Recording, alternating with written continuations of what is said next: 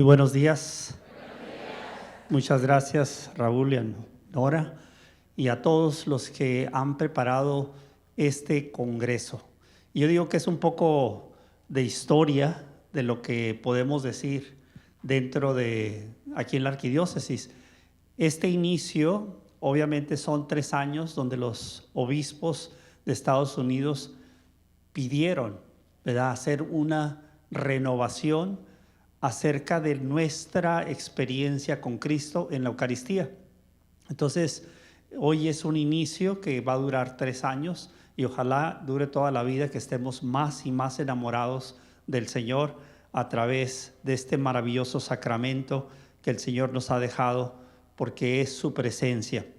También quisiera decirles que el hecho de estar hoy aquí es un regalo de Dios, que el Señor nos concede el don de la vida.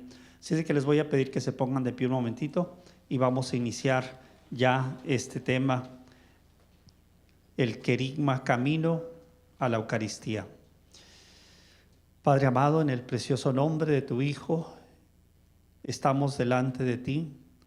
Sabemos que tu promesa es que donde 2 o 3 se reúnen en tu nombre, ahí estás tú. Aunque no te podemos ver, pero hoy podemos decirte, sí, Señor, a través de los ojos de la fe, te vemos y sabemos que estás presente. Derrama tu gracia, derrama bendiciones para todo este pueblo que ha venido con hambre y sed de ti. Que nos ayudes a descubrir cada día más y más esa presencia tuya en la Eucaristía. Pedimos a nuestra Madre del Cielo que en este día también ella nos lleve de la mano al encuentro con su Hijo, y que también ella, como madre, nos ayude a amar cada día más a nuestro Señor Jesucristo. Pedimos que nos cubras con tu manto, Madre Santísima, y todo esto, Padre, lo pedimos en el precioso nombre de Jesucristo nuestro Señor. Amén. Padre, pueden tomar asiento.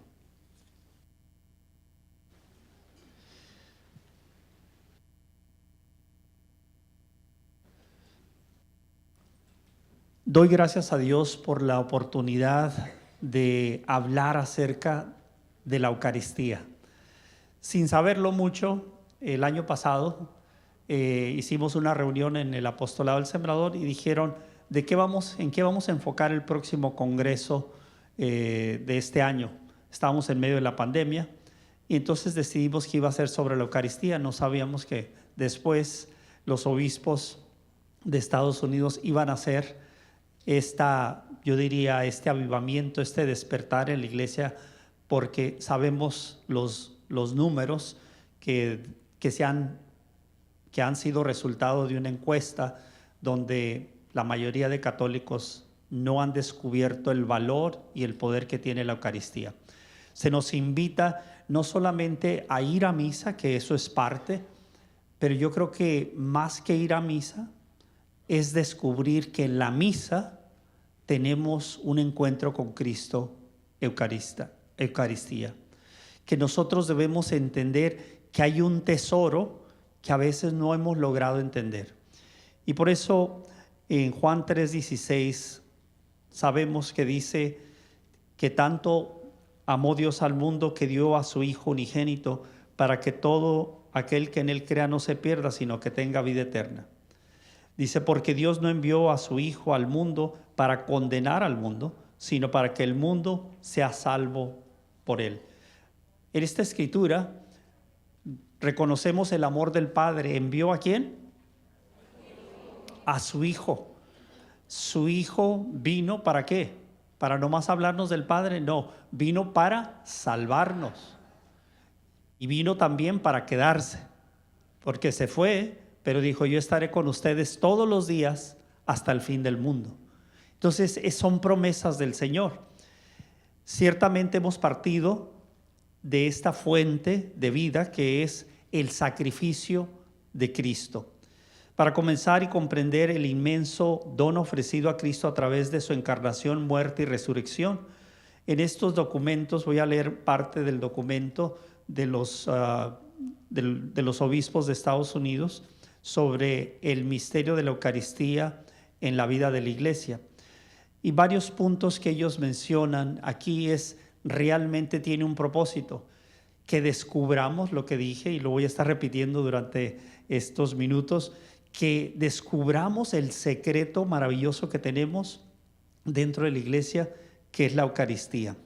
Por lo tanto, consideremos por un momento cuál es nuestra experiencia personal acerca de la Eucaristía.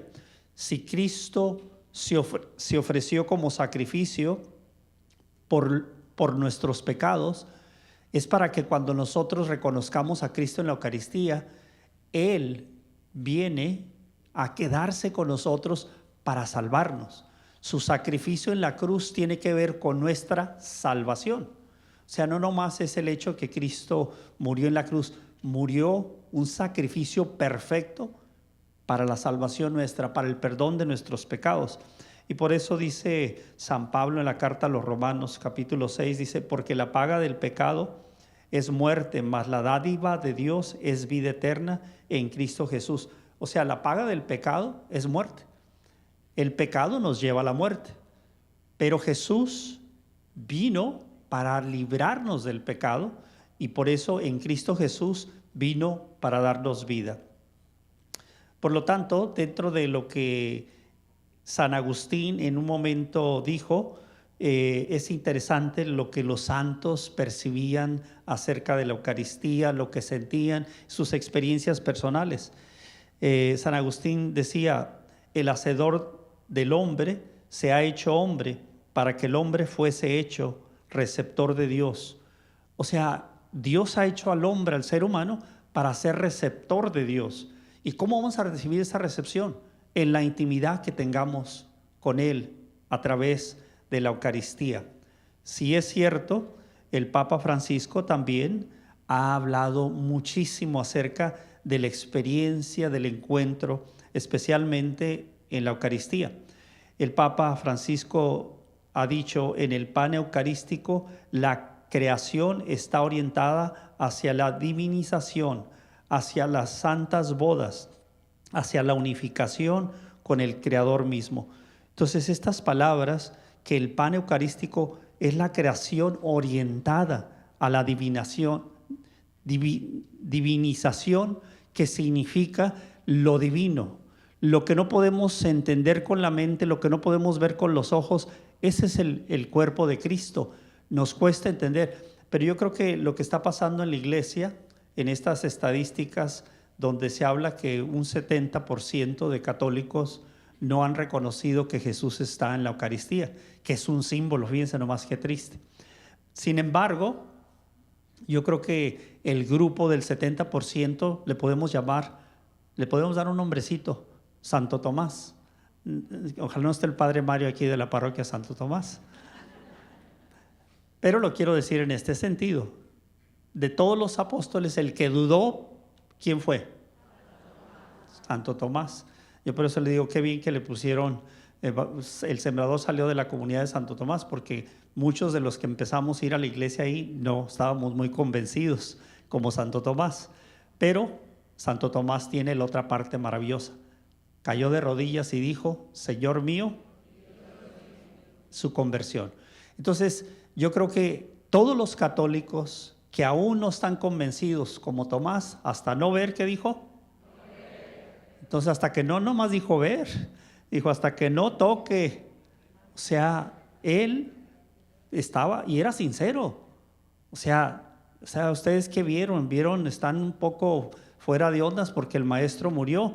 ¿Ustedes están viendo alucinaciones o qué? O sea, él estaba viendo la parte humana. O sea, humanamente dice, ¿cómo puedo creer que Jesús, que murió de esa manera, quedó desfigurado? Los artistas que hacen los crucifijos y se mira a Cristo con una corona, pero dice el profeta Isaías que estaba desfigurado. O sea, su rostro no se le veía. Entonces, Cristo Jesús obviamente murió. Entonces Tomás decía, no puede ser posible que esté vivo. Yo creo que muchos de nosotros hemos pasado por algunas dudas dentro de nuestro caminar en la fe, pero Tomás Sí, finalmente dobla su rodilla. ¿Por qué? Porque Jesús, cuando llegó otra vez a visitar a los apóstoles, ¿con quién se dirigió primero? Así es el Señor, se dirige con los que más dudas tenemos. Con nosotros va directo. Dice, a ver, come over here, Thomas, ¿no?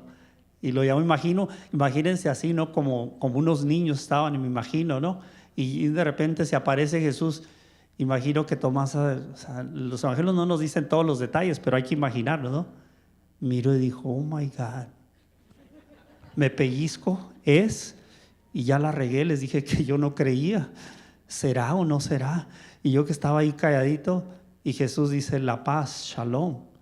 Y Tomás ha dicho, ni qué paz tengo, estoy en una guerra, no sé qué paz, pobrecito, ¿no?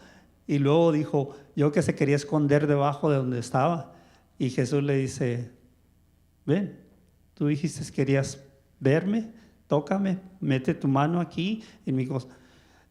Y yo pensé, digo, Tomás hubiera dicho, no, ya no necesito tocarte, ya te estoy viendo, pero no, fue y lo tocó. Se todavía tenía dudas. Así hay muchos católicos.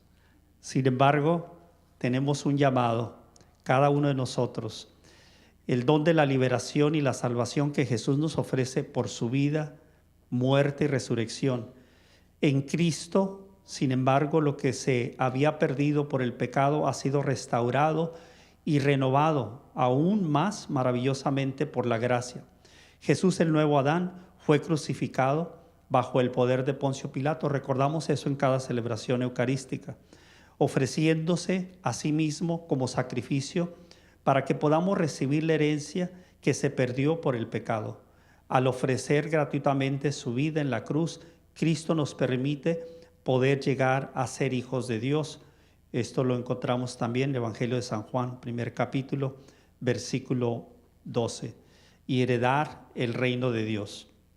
Ahora bien, si Cristo vino a redimirnos, ofrecerse para nuestra salvación, y lo hizo obviamente en una forma que nadie se imaginaba, de ofrecerse no nomás que Él estaba hablando con la gente.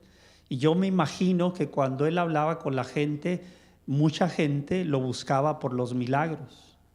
Mucha gente lo buscaba porque tenía una necesidad. Hoy también mucha gente busca a Dios cuando tiene un problema serio. Y muchas veces esos problemas o esas crisis que pasamos, benditas crisis que nos llevan a una conversión.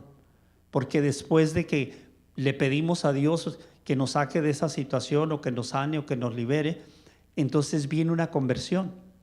Pero muchas veces muchos buscan al Jesús que sana solamente, no al Jesús que salva. Entonces Jesús me puede sanar, pero yo quiero que mejor me salve primeramente, ¿verdad? ¿Por qué? Porque creemos que hay vida después de la muerte. Entonces vinieron varias personas a preguntarle a Jesús, ¿qué debo hacer para alcanzar la vida eterna? ¿Cómo vamos a alcanzar la vida eterna? Teniendo intimidad con el Señor. ¿Y cómo lo podemos tener intimidad con el Señor? Hace un momento nuestro arzobispo mencionaba unas palabras acerca de la experiencia que se debe tener como tantos santos de poder amar a Dios, pero ¿cómo lo vamos a amar? Y no solamente son palabras, son hechos. El ir a misa, el recibir el cuerpo de Cristo, el estar en los sacramentos, el luchar por vivir en gracia de Dios, el ser personas que oramos, ser personas que servimos a los demás, esa es la intimidad con el Señor. ¿Cómo vamos a ver a Jesús? Hay muchas formas de ver a Jesús, ¿sí o no? Miren, como cuerpo de Cristo, aquí está Jesús. O sea, esa es una forma donde Cristo se presenta. Hay otra forma de ver a Jesús, sí, en el enfermo, en el pobre. Ahí está Jesús, ¿sí o no? Él lo dijo. Entonces, y también lo vemos en la Eucaristía. Entonces, a Jesús lo podemos ver en muchas formas, pero qué triste que como católicos no valoremos la presencia de Jesús. Miren, se habla de, va a haber una misa de sanación. Yo digo que todas las misas son de sanación, pero le hemos dado un título porque la gente entiende que en esa misa me va a poder sanar a mí. Todas las misas Jesús puede sanar. Esa misa de entre semana, de media hora, ahí Cristo te puede sanar. No va a pasar el Santísimo expuesto, porque ahí en cada misa no solamente lo ves, lo vas a recibir. Cristo está vivo. Y si creemos que Cristo está vivo, me puede sanar, me puede liberar. Ahí está Cristo. Pero a veces, obviamente, pensamos que Cristo está más vivo cuando hay más gente. No, Cristo es el mismo de ayer, hoy y siempre, amén. Y está tan vivo de acuerdo a la fe que cada uno de nosotros tenemos. Porque si yo no tengo fe que Cristo está vivo, pues, ¿dónde está? Pero si tengo la fe que Él está ahí, me voy a sentir bien, me siento feliz. Yo les digo, cuando me toca dar un tema y vino más de 2 o 3, digo, ay, me siento tan feliz, no tanto por toda la gente que está, porque Cristo está ahí. Y eso nos motiva. Ciertamente en la primera carta de Pedro, capítulo 2, versículo 24, San Pedro nos recuerda que Cristo, cargando con nuestros pecados, subió al madero de la cruz para que, muertos al pecado, vivamos para la justicia. Por sus llagas, Él dijo, ustedes han sido curados. Y también el apóstol Pedro dice, no fuimos comprados con oro ni con plata, sino con la sangre preciosa. Entonces, el valor que tú tienes y que yo tengo, que usted tiene y yo tengo, nos lo ha dado Dios por la dignidad que nos ha dado. Y Cristo ha pagado el precio con su sangre. ¿Cuánto valemos para Dios? ¿Cómo podemos a veces dejarnos llevar por las personas que te hacen sentir que no vales? Cuando Dios te ha dado una dignidad de hijo y de hija de Dios. Y aparte de que Dios te crió a su imagen y semejanza, Cristo viene y da su vida. O sea, ¿cuánto valemos? Podemos ser rechazados por el mundo, pero tenemos un amor tan grande de un Dios que nos ama, que envió a su Hijo y ese Hijo se quedó con nosotros. Yo diría, mis queridos hermanos, dentro de este proceso que la iglesia aquí en los Estados Unidos va a iniciar de un avivamiento acerca de la Eucaristía, yo digo que a través de los más de 2000 años de existencia de la iglesia, desde que Cristo murió y empezaron con los apóstoles. Yo el otro día daba un tema también en el evento que llevamos a cabo y decía yo, ¿qué es lo que ha mantenido a la iglesia, que ha tenido tantas luchas, tantas guerras, tantos ataques? ¿Qué es lo que lo ha mantenido? Sí, la fe, sí, la oración, pero yo diría, la Eucaristía es la que ha mantenido a la iglesia por todos los siglos. La Eucaristía, el cuerpo de Cristo. Cuando uno va a Roma y va a las catacumbas, esas son como unas cuevas, porque ustedes saben que por más de 300 años la iglesia no podía reunirse públicamente, no les estaba permitido. Entonces la iglesia por más de 300 años fue perseguida, estaba en persecución. Hoy también tristemente está en persecución. Vemos lo que está pasando en Nicaragua, está en persecución, pero en el tiempo aquel era más difícil, mucho más difícil, porque si te encontraban reunido, te podían, y a muchos les quitaron la vida. Muchos santos les dijeron, si reniegas de la fe, te perdonamos la vida, como San Lorenzo, tantos santos, y prefirieron la muerte porque nunca dejaron de creer en el Mesías, en el Señor de señores. Entonces la iglesia recibió mucha persecución, y cuando vas a Roma miras esas catacumbas, eran como cuevas, donde entras ahí y ahí se reunían los hermanos. Cuando alguien fallecía, ahí en esas catacumbas dejaban los restos. Allí hacían su celebración eucarística. Inclusive hay imágenes del buen pastor. Entonces, la iglesia se mantuvo por su fe, pero por la presencia de Jesús en la Eucaristía. Amén. El Papa Benedicto XVI también dijo unas palabras: la Eucaristía nos adentra en el acto oblativo de Jesús. No recibimos solamente de modo pasivo el Logos encarnado, sino que nos implicamos en la dinámica de su entrega. Ciertamente, la Eucaristía dice que nos adentra en el acto oblativo, nos adentra en el ofrecimiento a Dios que hizo Jesús a través de su muerte. En el Catecismo, numeral 1368, dice lo siguiente: la Eucaristía es igualmente el sacrificio de la Iglesia. La Iglesia, que es el cuerpo de Cristo, participa en la ofrenda de su cabeza. Con él, ella se ofrece totalmente. Se une a la intercesión ante el Padre por todos los hombres. En la Eucaristía, el sacrificio de Cristo se hace también el sacrificio de los miembros de su cuerpo, la vida de los fieles, su alabanza, su sufrimiento, su oración y su trabajo se unen a los de Cristo, y su total ofrenda adquieren así un valor nuevo. El sacrificio de Cristo presente sobre el altar de todas las generaciones de cristianos la posibilidad de unirse a su ofrenda.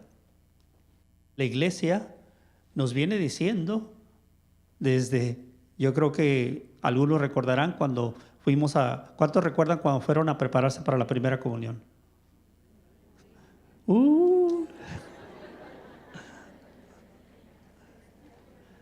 No se acuerdan algunos.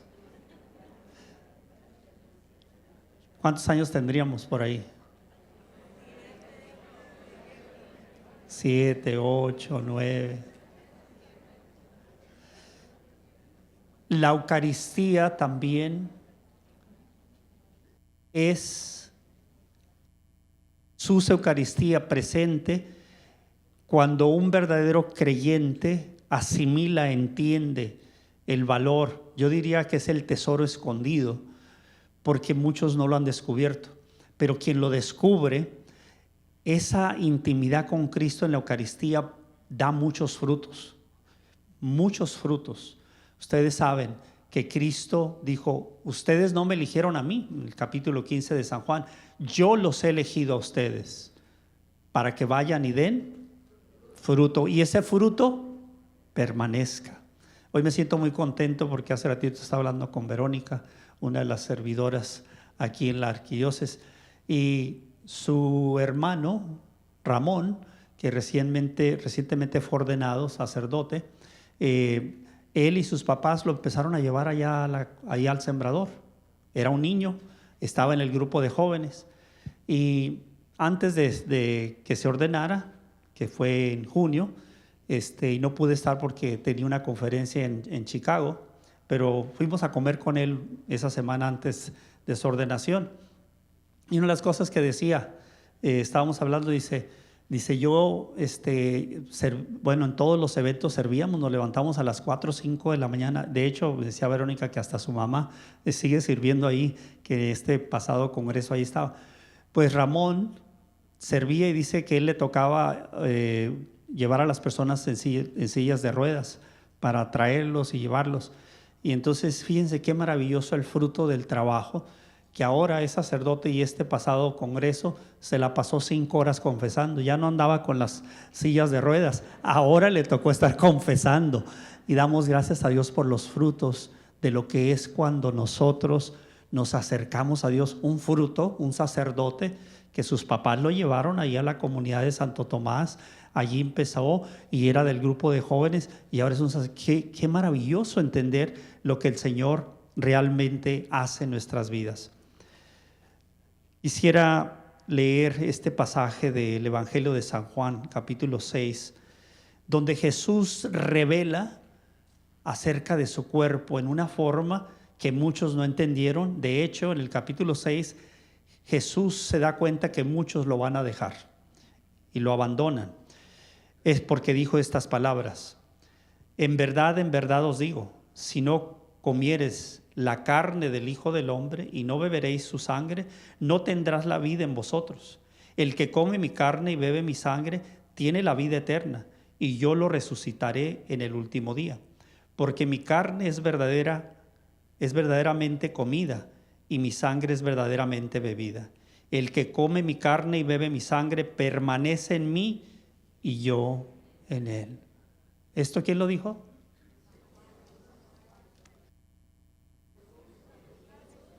Jesús, sí, Jesús.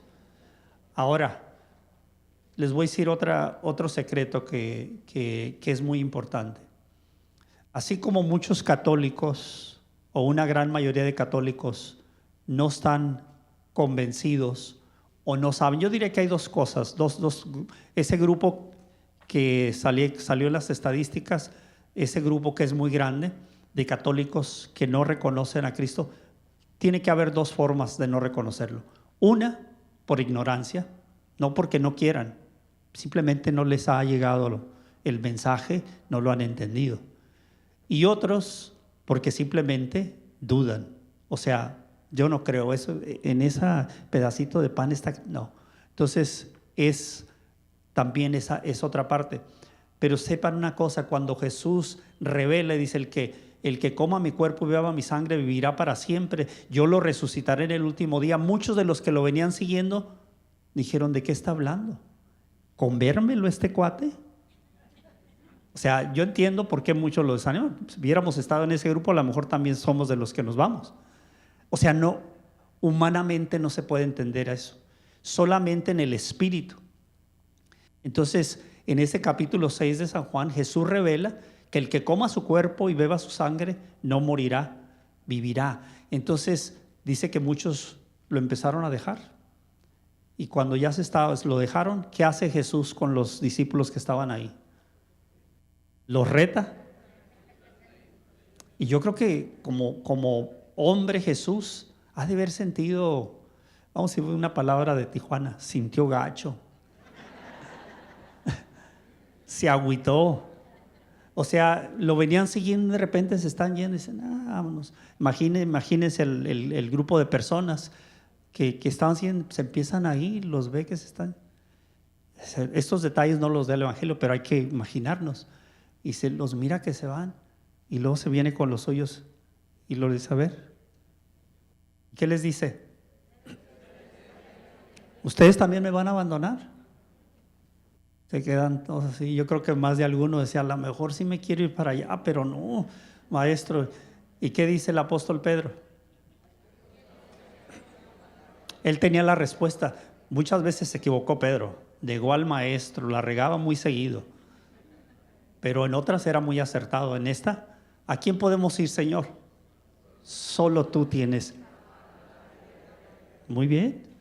¿Y saben por qué muchos católicos no logran entender quién es Jesús? Porque no se han dado a la tarea de leer la Biblia. Yo hasta que el Señor me llame seguiré diciendo, si no leemos la Sagrada Escritura, vamos a ser católicos muy tibios. Quien no conoce a Cristo a través de la Escritura va a ser un seguidor solamente como devoción, pero tenemos que conocer al Cristo que está aquí en los 4 evangelios. Yo les digo mi testimonio, yo fui a clases de Biblia porque tenía muchas dudas si esta era la iglesia que Cristo fundó. Y le he dicho muchas veces, un amigo mío, compañero de trabajo, de fútbol, se hizo cristiano no católico y me empezó a meter muchas dudas. Él dejó de tomar, dejó de decir malas palabras y yo decía, wow, me interesa esta vida de José que está cambiando. Y me decía, ¿por qué no te vienes a la iglesia acá? Y yo decía, pues, ¿por qué? Es que los católicos todos son borrachos. Mira, todos hacen esto, lo otro, hablan puras malas palabras. Y dice, ¿cómo crees que va a ser la iglesia que Cristo fundó? Y yo, caray, pues me hacía dudar. Entonces un día le dije a mi mamá, le dije, fíjate que José me está invitando a su iglesia. Y mi mamá era católica de hueso colorado, dice, si un día te vas, dejas de ser mi hijo, dijo. Caray, si un día vas a esa iglesia, ya no eres mi hijo. Dije, la señora se puso dura. Pero no fue tanto el temor de eso, pero sí yo tenía que entender. Y un día estoy en una misa, ya era un católico bien portado, porque hay católicos bien portados, pero no convertidos. Bien portados, voy a misa, me persino, pero no hago más que eso. Entonces yo iba ya a misa porque la carrilla que me daba mi mamá de que tengo que ir a misa el domingo. Pero como les digo, mi testimonio, yo iba a misa los sábados. porque jugaba fútbol los domingos. Entonces después de las 5 de la tarde vale por el domingo, entonces ya quedaba libre de mi horario. Me acomodaba a Dios, a mi agenda. Por eso yo era un católico que cumplía, bien portado. ¿Se acuerdan que hay un hombre que se le acerca a Jesús y le dice: Señor, ¿qué debo hacer para alcanzar la vida eterna? ¿Era bien portado, sí o no? Sí, porque Jesús no le dice que era mal hombre. Jesús le dice: cumple todos los mandamientos. ¿Y qué dice el hombre? Y Jesús le dijo: ¿no es cierto? No, ¿verdad? Entonces quiere decir que era buen hombre, seguía los mandamientos. Y entonces Jesús le dice: sí, sigues todos los mandamientos, pero una cosa te hace falta. Ay, ahí sí lo agarró en la curva, porque lo que él amaba más eran las cosas materiales. Y dijo: vende todo lo que tienes y sígueme.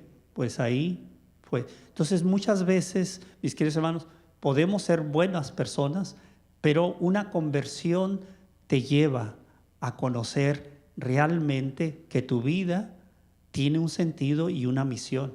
Entonces yo cuando fui a misa un domingo, ese sí fue domingo, dijo el padre español, Santiago Merino, si lo conocieron, dijo: voy a dar clases, soy maestro en Biblia, voy a dar clases los martes o los miércoles, ya no recuerdo. ¿Quién quiere conocer más de su fe? Y yo dije, como yo andaba con muchas dudas, me decía mi amigo que la iglesia católica no era la verdadera, entonces dije, voy a ir a las clases. Y ahí fue donde a través del conocimiento de la palabra de Dios empecé a decir, escuchar, entender la historia de la iglesia por todo lo que la iglesia ha venido pasando. Entonces descubrir todo lo que dijeron los profetas, lo que fue el Pentateuco, que son los primeros 5 libros, el Antiguo Testamento, los patriarcas. Entonces empiezas a entender. Ya ahora cuando llegas al Nuevo Testamento te llega una luz muy, muy, muy grande de entender lo que hizo Jesús. Pero tenemos que meternos a las Sagradas Escrituras. Quien desconoce las Sagradas Escrituras, dijo San Jerónimo, desconoce a Cristo.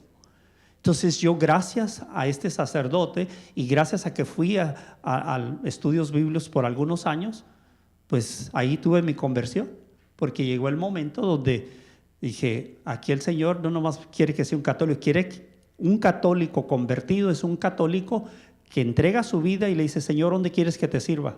¿Dónde quieres que yo haga el bien? Y hay muchos ministerios en los cuales podemos servir.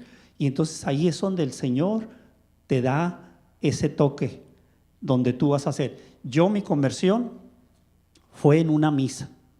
Fue en una misa ahí en Santo Tomás. Yo era un Jonás, ¿ok?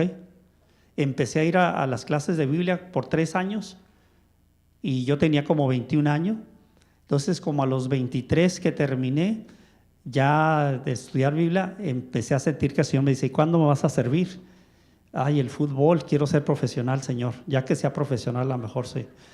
Y como jugaba aquí en las fuerzas inferiores de los Aztecas de Los Ángeles, aquí en Pasadena, entonces decía, no, ya que califique para ir a jugar al equipo mayor, entonces sí, a lo mejor hago algo ahí en la iglesia. Entonces le pasé huyendo al Señor por varios años, pero un día ya no pude más. Y fue ahí en una misa, en el momento de la consagración, le dije al Señor, he venido huyendo, pero ya no puedo seguir huyendo, no me siento bien, te voy a servir, indícame cómo lo voy a hacer. Y no le dije a nadie, no creo que fue una cosa que fui, ni a mi esposa le dije, nomás sí ella supo, porque la siguiente semana, que yo iba a jugar 2 veces a la semana a practicar, dejé de ir al fútbol.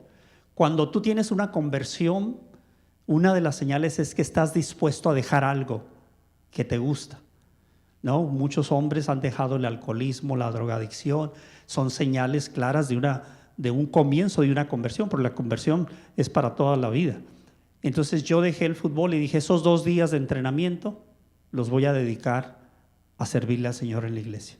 Y ese fue el comienzo, pero fue en un momento íntimo en la Eucaristía. Y con esto quiero concluir el tema de hoy en unos minutos, donde la invitación que se nos hace es el querigma es el anuncio, es la buena noticia. Jesús es la buena noticia.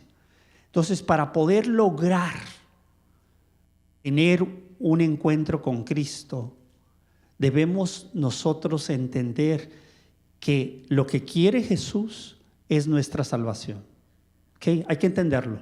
Vino no solamente para hacer milagros, vino para salvar tu alma del fuego del infierno. Vino, nos enseñó el camino, porque todas las enseñanzas que nos dejó, cómo perdonar, por qué tenemos que perdonar, por qué tenemos que amar al prójimo, por qué tenemos que ayudar al necesitado, todas las enseñanzas. Por eso Él dijo, yo soy el camino. O sea, si ustedes siguen este camino, van a llegar. Pero Jesús también prometió quedarse con nosotros. Entonces, nuestra intimidad con Cristo nos permitirá que se cumple lo que Jesús dijo en Juan 10:10. Yo vine para que tengan vida y la vida la tengan en abundancia. ¿Cómo vivimos esa vida abundancia? Conociéndolo. Si yo no lo conozco, va a ser muy difícil seguirlo y va a ser muy difícil servirlo.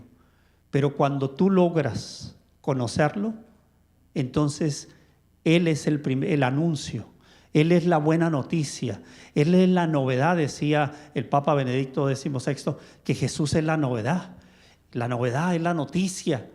Y nosotros como católicos tenemos la obligación de llevar este mensaje a nuestros hermanos católicos.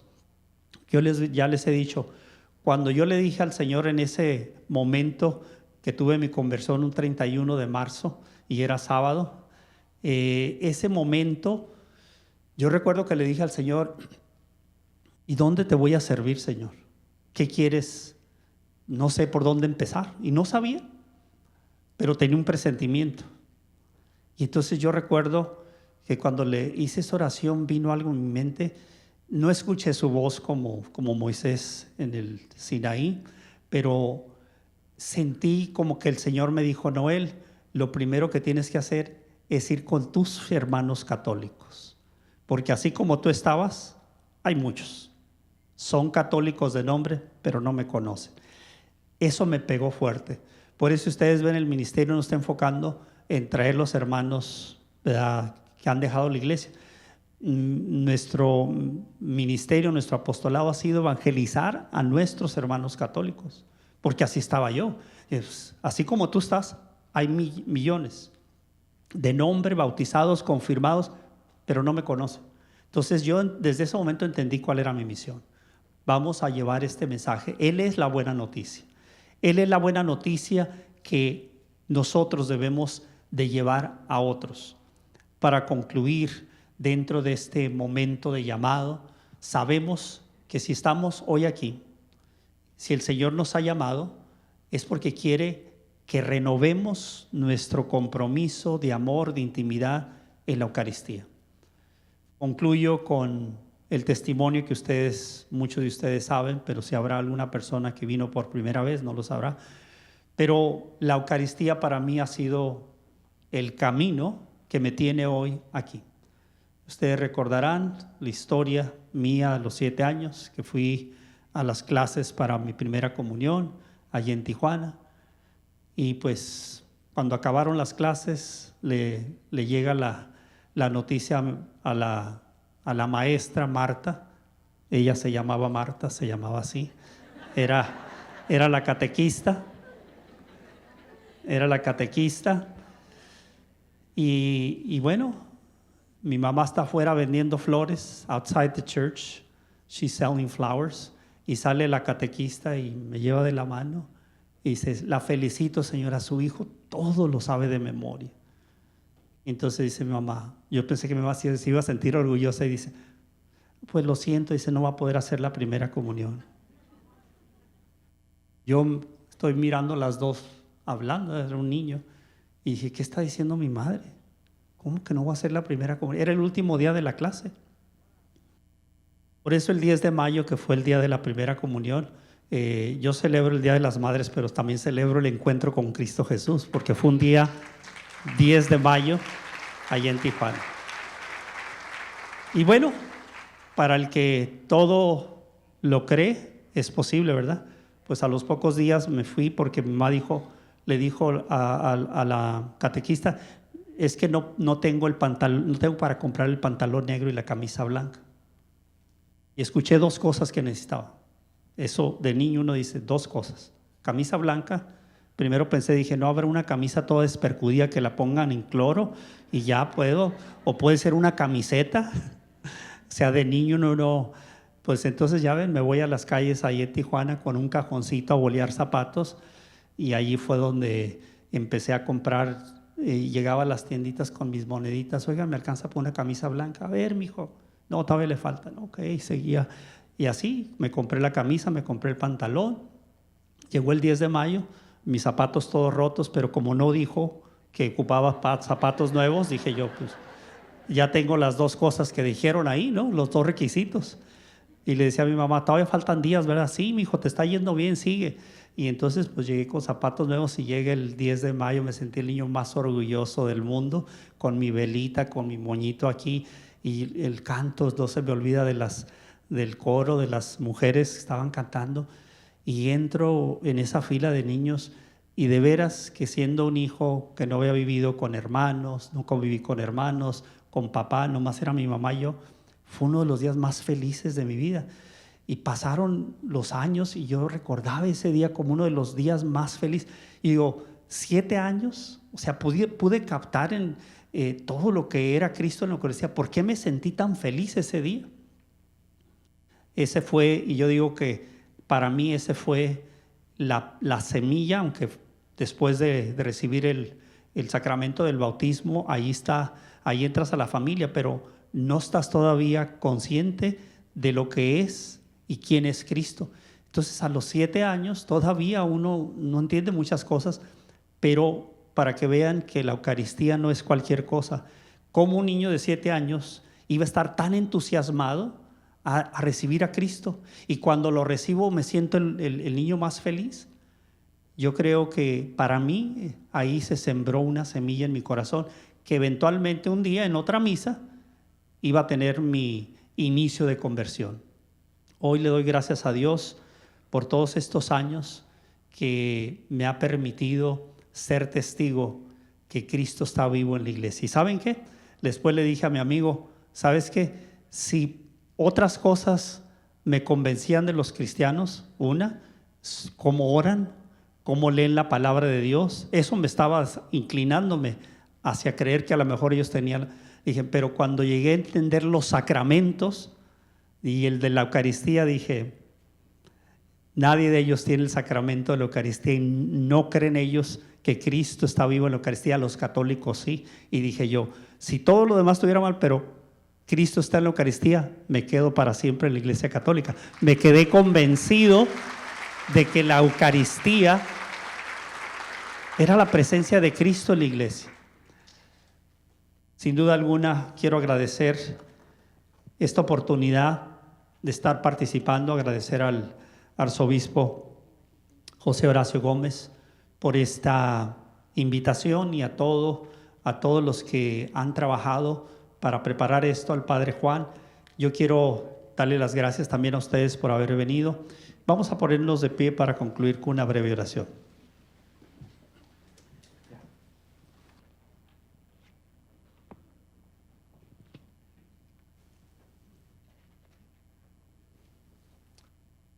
Si cada uno de nosotros salimos de aquí y vamos a hacer algo durante este tiempo de participar, de animar, para que no solamente vayamos a misa, pero que traigamos a nuestros hijos, familiares, y hablemos de la buena noticia que es Cristo Jesús, y descubrir que lo tenemos, que es para muchos el secreto escondido. Hay que revelar este secreto, porque Cristo lo ha dicho: el que coma su cuerpo y beba su sangre no morirá, vivirá para siempre. Padre amado, te alabo y te bendigo, te glorifico juntamente con mis hermanos. Te doy gracias por todos los que han llegado aquí. Te doy gracias por los sacerdotes que están aquí presentes también, para que los sigas llenando de esa fuerza, de esa fortaleza, para que ellos también, con ese amor que tú les has dado y ese llamado que les has hecho, puedan seguir siendo los Cristos aquí, consagrando el pan y el vino y tu cuerpo presente Señor, en cada Eucaristía. Te doy gracias por este día que nos has concedido, tu bendición de estar aquí reunidos como iglesia, como el cuerpo tuyo. Y queremos decirte, Señor, ¿a quién podemos ir? Solo tú tienes palabras de vida eterna. Te damos gracias en el nombre del Padre, del Hijo y del Espíritu Santo. Amén. Dios les bendiga y seguimos aquí en el programa de llevar a cabo esta tarea. Dios les bendiga.